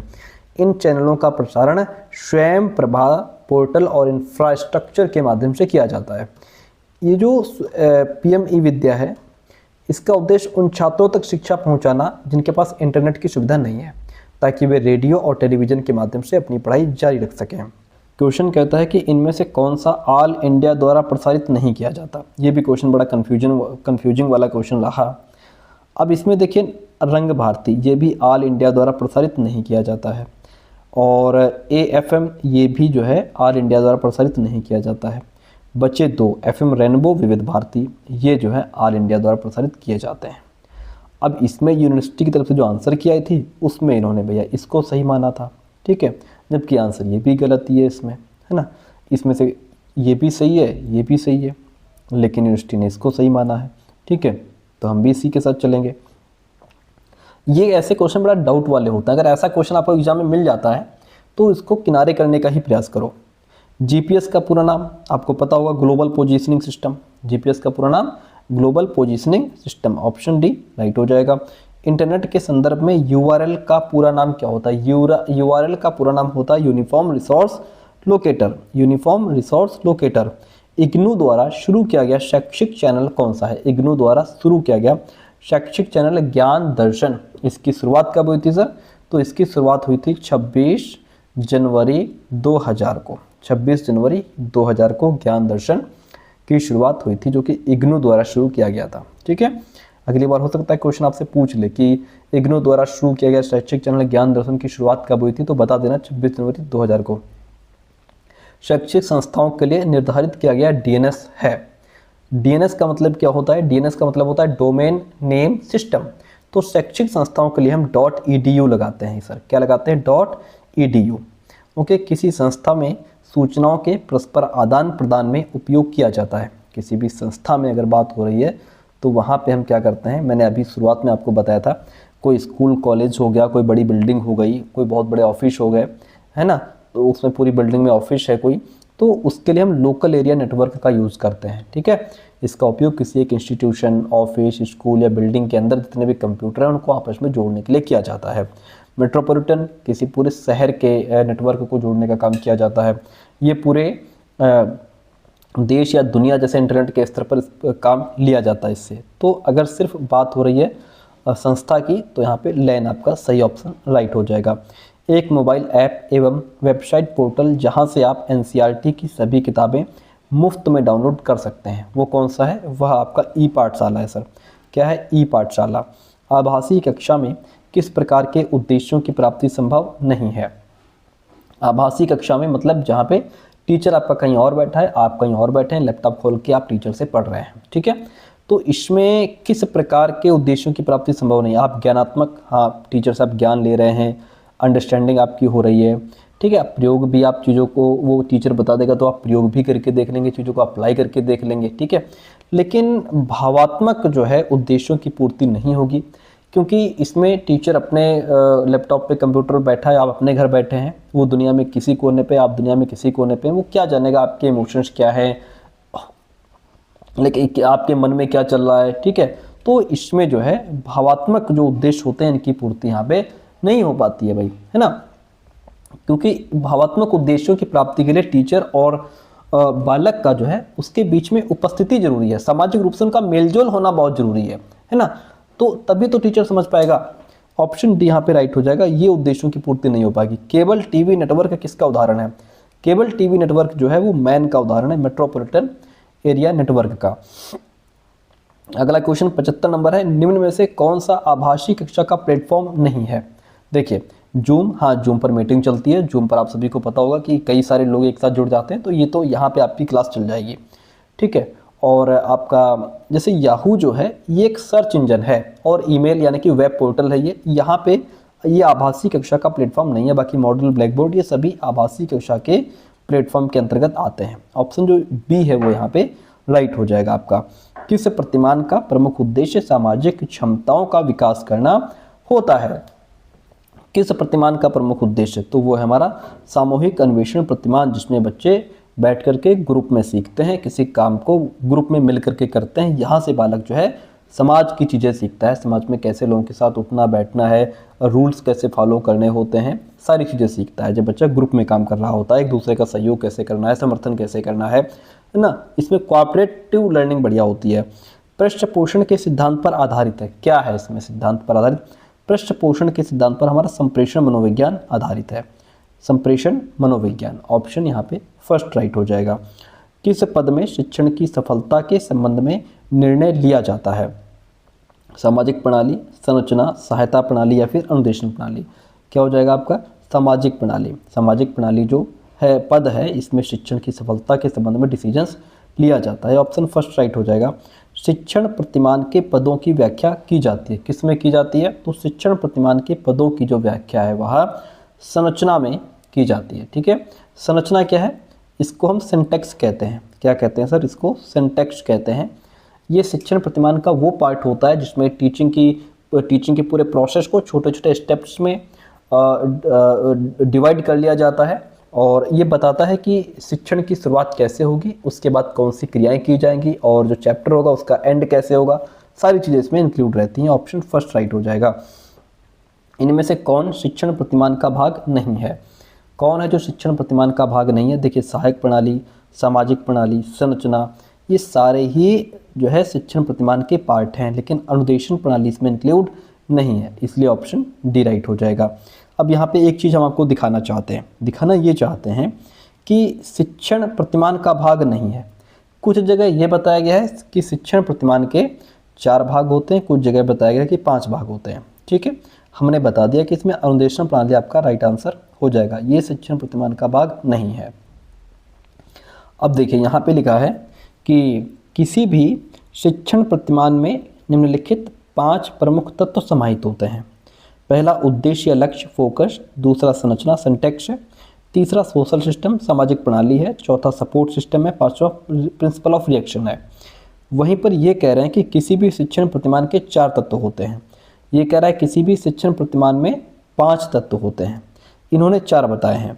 ये कह रहे हैं कि उद्देश्य होता है, संरचना होता है, सोशल सिस्टम होता है, सपोर्ट सिस्टम होता है। ये जो है ये प्रिंसिपल ऑफ रिएक्शन को नहीं मान रहे हैं। अब जैसे अगर पेपर में आ जाए तो आप क्या करेंगे, अगर पेपर में आ जाए तो आप जो है इसको भी ध्यान में रखेंगे कि प्रतिक्रिया नियम भी होता है। ठीक है, अगर ऑप्शन में 4 दे दे है ना, 3 जो है, एक इसमें एक ये वाला दे दे, मतलब इसमें से कोई भी दे दे और एक कोई अलग दे दे तो उसको हटा देना। ठीक है, क्योंकि जब आप उसका आंसर कर रहे हो तो इसको भी ध्यान में रखना, इन 5 को ध्यान में आपको रखना पड़ेगा, नहीं तो आंसर आपका गलत हो जाएगा। इन्होंने नहीं दिया है लेकिन इन्होंने दिया है, इसका मतलब कहीं ना कहीं इसका अस्तित्व है। ओके, अगला क्वेश्चन कहता है किस प्रकार के फ्रेम में अनुबोधकों का प्रयोग नहीं किया जाता है। परिचयात्मक फ्रेम, शिक्षण फ्रेम, अभ्यास फ्रेम या परीक्षण फ्रेम। देखिए किस प्रकार के फ्रेम में, तो आपको बता दें परीक्षण फ्रेम में अनुबोधकों का प्रयोग नहीं किया जाता है। फर्स्ट ऑफ ऑल आप यही नहीं समझे होंगे कि अनुबोधक क्या होते हैं। अनुबोधक का मतलब होता है कि जो बच्चे को संकेत दे, हिंट दे, है ना। अनुबोधक मतलब प्रॉम्प्ट, जिसका मतलब संकेत होता है या फिर हिंट देना होता है। जब कोई बालक जो है किसी सवाल का जवाब नहीं दे पाता है या कोई नया टॉपिक, नया सब्जेक्ट सीख रहा होता है तो उसे सही आंसर तक पहुंचाने के लिए एक हेल्प की जाती है, उसे कोई ना कोई इशारा दिया जाता है। ठीक है, उसे ही हम अनुबोधक कहते हैं। तो अब जब हमारा परिचयात्मक फ्रेम है, इसमें क्या है, जब हम परिचय करा रहे होते हैं चीज़ों का, इसमें छात्रों को सब्जेक्ट से कनेक्ट करने के लिए उसे संकेत देते हैं। ठीक है, इशारा करते हैं ताकि वो चीज़ों के साथ कनेक्ट हो पाए, ये हमारा इंट्रोडक्टरी फ्रेम होता है। फिर शिक्षण फ्रेम, टीचिंग फ्रेम, इसमें नई इन्फॉर्मेशन दी जाती है, इसलिए छात्र को सही रिस्पॉन्स तक पहुंचाने के लिए उसे ज़्यादा से ज़्यादा प्रॉम्प्ट यहाँ पे दिए जाते हैं, संकेत दिए जाते हैं, हिंट दी जाती है। फिर जब अभ्यास करवाया जाता है, प्रैक्टिस फ्रेम, यहाँ पे बच्चे ने जो भी ज्ञान सीख लिया है उसको दोहराने के लिए थोड़े कम जो है प्रॉम्प्ट्स दिए जाते हैं। अब यहाँ पे जो आप हेल्प दे रहे थे वो थोड़ी कम दी जाती है, जैसे वाइगोत्स्की का स्कैफोल्डिंग है, ठीक उसी तरीके से ये भी है। ओके, लेकिन परीक्षण फ्रेम में क्या होता है कि अब आप यहाँ पे जो है इस फ्रेम का मुख्य काम ये जांचना होता है कि छात्र ने पिछले जो भी फ्रेम्स रहे उनके माध्यम से टॉपिक को वास्तव में सीखा भी है कि नहीं सीखा है। हालांकि ये क्या है, ये एक परीक्षा की तरह होता है, इसलिए इसमें किसी भी प्रकार का संकेत या हिंट का प्रयोग नहीं किया जाता, या छात्र को बिना किसी हेल्प के खुद उत्तर देना होता है। ठीक है, तो प्रॉम्प्ट मतलब जैसे जो ये जो नेता लोग जो है इनके सामने प्रॉम्प्ट होता है, ये उसको पढ़ करके आपको बता रहे होते हैं कि ये क्या बोल रहे हैं। ठीक है, तो ये option D is the right one in this question. रैखिक अधिगम में कितने प्रकार के फ्रेम होते हैं। रैखिक अधिगम में कितने प्रकार के, तो रैखिक अधिगम में 4 प्रकार के फ्रेम होते हैं। कितने होते हैं सर, रैखिक अधिगम में 4 प्रकार के फ्रेम होते हैं। कौन कौन से, इसमें एक तो आता है अभी जो मैंने ऊपर बताया इंट्रोडक्टरी, जिसको हम लोग कहते हैं परिचयात्मक फ्रेम। दूसरा इसमें आता है टीचिंग फ्रेम, दूसरा टीचिंग फ्रेम, तीसरा प्रैक्टिस फ्रेम जिसको अभ्यास फ्रेम कहा जाता है, चौथा टेस्टिंग फ्रेम आता है। ठीक है, तो ये टोटल इसमें 4 फ्रेम होते हैं। कौशलों के स्थानांतरण के लिए क्या उपयोगी है। कौशलों के स्थानांतरण के लिए मैथेटिक्स जो है वो उपयोगी होता है, और मैथेटिक्स आपको बता चुके हैं हम कि इसका जो विकास है वो थॉमस एफ गिलबर्ट ने 1962 में किया था, ये आप ध्यान रखिएगा। क्वेश्चन है कि किस अनुदेशन में छात्रों की त्रुटि को अधिगम में बाधक माना जाता है, कि अगर बच्चे ने गलती की तो वो उसकी लर्निंग में एक ऑब्स्टेकल बन जाएगी, एक बाधा बन जाएगी। किस अनुदेशन में, तो वो हमारा रैखिक अभिक्रमित अनुदेशन है। क्या है सर, रैखिक अभिक्रमित अनुदेशन में छात्र की अगर गलती है तो उसे बहुत सख्त माना जाता है कि गलती नहीं होनी चाहिए भाई। ठीक है, इसका प्रतिपादन बीएफ स्किनर ने किया है। इसको हम जो है त्रुटि रहित अधिगम भी कहते हैं, क्योंकि स्किनर का मानना था यहाँ पे कि सीखने की जो प्रक्रिया है वो इतनी सरल होनी चाहिए और छोटे छोटे स्टेप्स में डिवाइड होनी चाहिए कि छात्र गलती करे ही ना, उसको गलती करने का मौका ना मिले। ठीक है, अगर बालक गलती करता है तो उसे अधिगम्य बाधक माना जाता है, क्योंकि इससे बच्चे के अंदर गलत हैबिट्स डेवलप हो सकती हैं, ऐसा उनका मानना था। ठीक है, बीएफ स्किनर कहते हैं कि ये जो हमारा रैखिक अभिक्रमित अनुदेशन है, इसमें माना जाता है कि गलती करने से बालक का जो कॉन्फिडेंस लेवल है ना वो गिर जाता है, कम हो जाता है, सीखने की जो गति है वो कम हो जाती है, रुक जाती है। इसलिए प्रोग्राम को इस तरह डिजाइन किया जाता है कि छात्र हमेशा जो है करेक्ट रिस्पॉन्स ही दे, गलती ना करे तो बेहतर है। इसलिए ऑप्शन फर्स्ट राइट हो गया। शिक्षण के कितने स्तर होते हैं सर? शिक्षण के स्तरों के आधार पर, शिक्षण के स्तरों के आधार पर शिक्षण को 3 भागों में विभाजित किया जाता है सर। कितने? 3। स्मृति स्तर, बोध स्तर और चिंतन स्तर। ठीक है, अब इसमें जो हमारा अब ये जो हमारा स्मृति स्तर है, ये शिक्षण का सबसे निचला स्तर माना जाता है।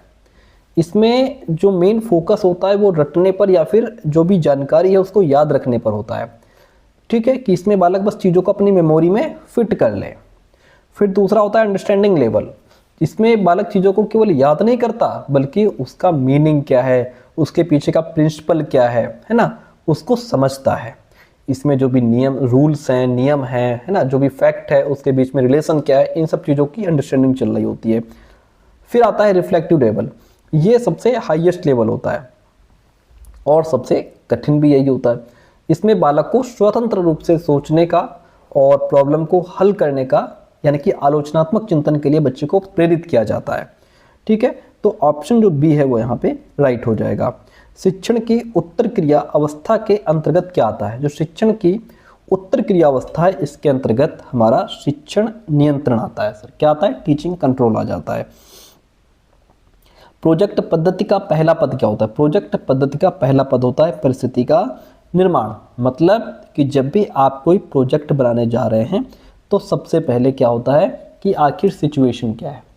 यहाँ पे टीचर का पहला काम ऐसी सिचुएशन या ऐसी समस्या पैदा करना होता है जिससे बालक खुद प्रोजेक्ट की ज़रूरत महसूस करे कि हाँ, हमें यहाँ पे प्रोजेक्ट बनाने की ज़रूरत है। ये सबसे पहला स्तर होता है। जब आपने ये समझ लिया, परिस्थिति आपके सामने है, सिचुएशन आपके सामने आ गई, फिर करते हैं आप सिलेक्शन, चुनाव करते हैं। यहाँ पे बालक अपने इंटरेस्ट के हिसाब से और उस सिचुएशन के अकॉर्डिंग प्रोजेक्ट को चुनते हैं जो प्रोजेक्ट उन्हें बनाना होता है। फिर उसके बाद होती है प्लानिंग कि आखिर अब बनेगा कैसे, उसका एक पूरा फॉर्मेट तैयार किया जाता है। पहला हमें परिस्थिति का निर्माण हो जाएगा। शैक्षिक तकनीक के पक्ष कितने होते हैं? शैक्षिक तकनीक के प्रक्रिया, इनपुट, आउटपुट, ये सारे ही पक्ष होते हैं, इसलिए ऑप्शन सी राइट हो जाएगा। कौन सा तत्व व्यवस्थित तरीके से व्यवहार या विश्वासों को जानबूझकर आकार देने से जुड़ा हुआ है? वो है हमारा कंडीशनिंग और मतारोपण। इसको बहुत बढ़िया समझ लीजिए, क्वेश्चन बड़ा ये उलट फेर वाला है। कौन सा तत्व है व्यवस्थित तरीके से व्यवहार और विश्वासों को जानबूझकर आकार देता है? मतलब आपके व्यवहार को, आपके विश्वास, आपके बिलीफ सिस्टम को जानबूझ करके बदल देगा। वो है हमारा कंडीशनिंग और मतारोपण। सर कैसे?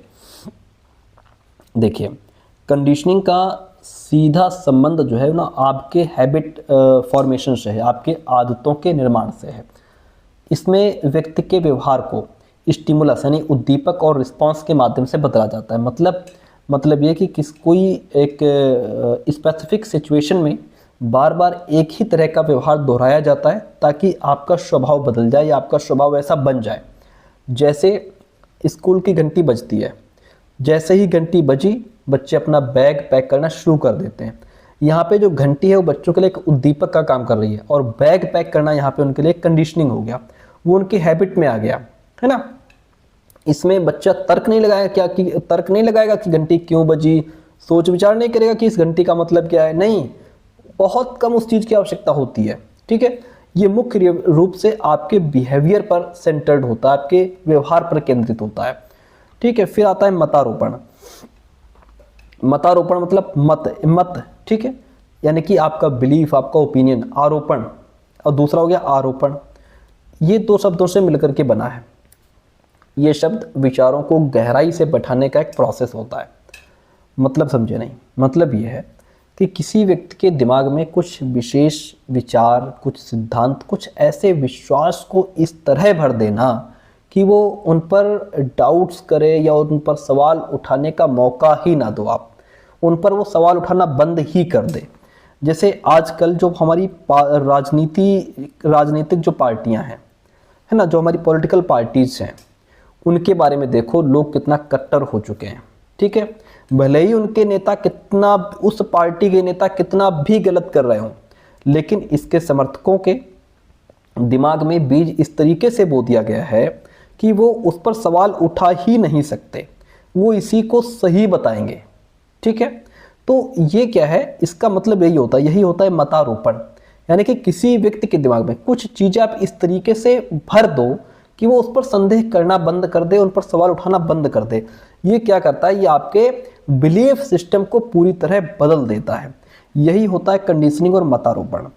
जो व्यवस्थित तरीके से, वेल ऑर्गेनाइज्ड तरीके से, इसमें पहले से पता है कि हमें सामने वाले के व्यवहार को बदलना है, उसके विश्वास को जान बूझ कर क्या किया जाता है, बदला जाता है।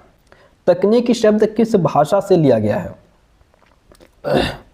तकनीकी शब्द जो है ये आपका टेक्निकोस से लिया गया है। किससे लिया गया है? टेक्निकोस से। क्वेश्चन कहता है कि शिक्षण के तरीकों में मुख्य रूप से शामिल नहीं है। शिक्षण के तरीके, इनका मतलब यह है कि वो साइकोलॉजिकल प्रोसेस जिनके माध्यम से लर्निंग करवाई जाती है, बच्चों को सिखाया जाता है। इसमें आपका ट्रेनिंग आ जाता है, कंडीशनिंग आ जाती है और स्किल या फिर इंस्ट्रक्शन आ जाते हैं। ये सभी क्या हैं? ये सभी शिक्षण के मनोवैज्ञानिक रूप या स्तर होते हैं। ये बताते हैं कि शिक्षण किस गहराई तक और किस उद्देश्य से किया जा रहा है। जैसे बच्चे के अंदर हैबिट फॉर्मेशन यानी आदत डालना हो गया, कोई स्किल सिखाना हो गया, ज्ञान देना हो गया, ये सारी चीज़ें आ जाती हैं। यहाँ पे जो ब्लैक बोर्ड है ना सर, ये टीचिंग का कोई तरीका नहीं है कि हम इस तरीके से पढ़ा रहे हैं। ये तो एक शिक्षण सहायक सामग्री है, टीचिंग एड्स है। ये केवल एक उपकरण है, टूल है टीचिंग का, ठीक है, जिसका उपयोग शिक्षक अपनी बात को समझाने के लिए करता है, लिखने के लिए करता है। बाकी जो है ये सारे शिक्षण अनुबंधन कौशल, ये क्या है? ये जो है शिक्षण के तरीके हैं। ब्लैक बोर्ड इसमें शामिल नहीं है। ऑप्शन डी यहाँ पे राइट हो जाएगा। संगोष्ठी एक प्रकार से क्या है? देखिए, संगोष्ठी जिसको हम सेमिनार भी कहते हैं, संगोष्ठी को क्या कहते हैं? सेमिनार। ठीक है, इसमें कोई एक व्यक्ति नहीं बोलता, कई लोग मिलकर अपनी बात रखते हैं, अपने विचार रखते हैं, फिर सब मिलकर उस पर चर्चा करते हैं, है ना। अच्छा, ये क्या है? ये चर्चा विधि है। ठीक है, क्योंकि इसमें दो तरफा बातचीत होती है, डिस्कशन होता है, लोग प्रश्न पूछते हैं, अपने विचार बताते हैं। सिर्फ सुनना नहीं बल्कि इसमें पार्टिसिपेशन होता है, इसीलिए इसको चर्चा विधि कहा गया है। मान लो एक क्लास में कोई एक टॉपिक दिया गया, आपको टॉपिक दिया गया कि ऑनलाइन शिक्षा अच्छी है या नहीं है। आप सभी छात्र अपने अपने विचार बताएंगे और आपस में क्या करेंगे? चर्चा करेंगे, इसीलिए इसको चर्चा विधि कहा गया है। कम्युनिकेशन शब्द की उत्पत्ति किस शब्द से हुई है? कम्युनिकेशन शब्द की उत्पत्ति कम्युनिस्ट शब्द से हुई है। प्राचीन कालीन शिक्षण विधि किस पर आधारित थी? प्राचीन कालीन जो शिक्षण विधि थी वो टोटली शिक्षक पर आधारित हुआ करती थी। टीचर क्या पढ़ाएगा, कैसे पढ़ाएगा, जो पढ़ा देगा सब बच्चे मानते थे, उसी के हिसाब से चलते थे। ठीक है, इसलिए यहाँ पे शिक्षक आपका राइट आंसर हो जाएगा। शिक्षण प्रतिमानों के विकास का आधार क्या है? शिक्षण प्रतिमानों के विकास का आधार है अधिगम सिद्धांत। मॉडल्स ऑफ टीचिंग के विकास का मुख्य आधार जो है वो क्या है? लर्निंग थ्योरीज होते हैं। सूक्ष्म शिक्षण पाठ्य योजना की अवधि 5 से 6 मिनट होती है, कोई डाउट नहीं है इसमें। संप्रेषण कब नहीं होता? बताइए, कम्युनिकेशन कब नहीं होता? ये ऐसा नहीं कि नेटवर्क नहीं है तो बातचीत नहीं होगी, पर्सनैलिटी या व्यक्तित्व ना होने पर या फिर व्यवहार ना होने पर। सिंपल सी बात है, सूचना ना होने पर जो है संप्रेषण नहीं होता है। कम्युनिकेशन एक ऐसा प्रोसेस है जिसमें कम से कम दो व्यक्तियों के बीच विचारों का आदान प्रदान जरूरी होता है। ठीक है, अब इसमें जो सूचना है, इंफॉर्मेशन है, ये संप्रेषण का आधार होती है। भाई, संप्रेषण की प्रक्रिया के लिए एक मैसेज को इंफॉर्मेशन का होना तो ज़रूरी है ना। अगर एक दूसरे के साथ शेयर करने के लिए कुछ है ही नहीं, कोई जानकारी नहीं है, कोई मटेरियल ही नहीं होगा, तो संप्रेषण की प्रक्रिया शुरू ही नहीं हो सकती। इसलिए सूचना ना होने पर संप्रेषण नहीं होगा। अंतःक्रिया प्रतिमान किस तथ्य पर बल देता है? अंतःक्रिया प्रतिमान जो है ये आपका छात्र अनुक्रिया बढ़ाने पर, सीखने की मात्रा पर, उत्तम वातावरण, ये सभी पर बल देता है, इसलिए ऑप्शन डी राइट हो जाएगा। प्रक्षेपण पट्ट की आवश्यकता कहाँ होती है? प्रक्षेपण पट्ट की आवश्यकता आपकी प्रोजेक्टर में होती है। समझ में नहीं आया ना? इसका मतलब ये है कि जो प्रक्षेपण पट्ट का मतलब यहाँ पे मान लो एक पर्दा है, ठीक है, प्रोजेक्टर से क्या होगा, लाइटें पड़ती हैं, किरणें पड़ती हैं इस पर्दे पर, तब तो हमें वो फिल्म यहाँ दिखाई देती है, ठीक है। तो प्रक्षेपण पट्ट की आवश्यकता कहाँ होती है? प्रोजेक्टर में। प्रोजेक्टर है तो सामने प्रोजेक्टर की किरणें पड़ती हैं, इस पर्दे पे किरणें पड़ रही हैं, तब हमें वो फिल्म यहाँ पे दिखाई दे रही है, तो इसकी ज़रूरत होती है प्रोजेक्टर में। आज का लास्ट क्वेश्चन, सहायक सामग्री कितने प्रकार की होती है? सहायक सामग्री जो है आपकी वो 3 प्रकार की होती है। दृश्य सामग्री, जिन्हें छात्र केवल देख सकते हैं, जैसे आपका ब्लैक बोर्ड, चार्ट, मानचित्र हो गया, मॉडल, स्लाइड, जो भी कुछ है। और फिर इसके बाद श्रव्य सामग्री आती है, जिसको हम ऑडियो एड्स कहते हैं, जिसको छात्र सिर्फ सुन सकते हैं, जैसे आपका रेडियो हो गया, ठीक है। फिर आती है 3 नंबर पे दृश्य श्रव्य सामग्री, जिन्हें छात्र देख भी सुनते हैं, सुन भी सकते हैं, जैसे आपका सामने आपका टेलीविज़न है, कंप्यूटर है ना। तो ये 3 प्रकार की होती हैं। आई बात समझ में? ऑप्शन सी राइट हो गया, ठीक है। तो प्यारे दोस्तों, ये थी आज की क्लास, जिसमें हमने 2024 के क्वेश्चन पेपर को डिस्कस कर लिया। ओके, इसी तरीके से क्वेश्चन आपको 2026 में मई में मिलने वाला है। समय बहुत कम, 1 महीने का एग्जाम, 1 महीने का टाइम है, और क्लासेस आपके लिए आती रहेंगी। नोट्स नहीं लिए तो फटाफट मैसेज करके नोट्स ले सकते हैं। Thank you so much.